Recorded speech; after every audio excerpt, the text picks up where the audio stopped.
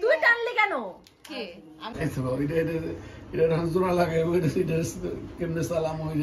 এটা ইয়াতে দিতে হবে, ব্যাংকে দিতে হবে, নাহলে হবে না।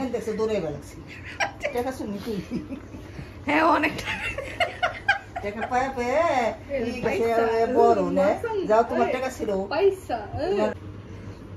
এটা আগাও তোর কাছে দিও না, উল্টামুখী যেদিন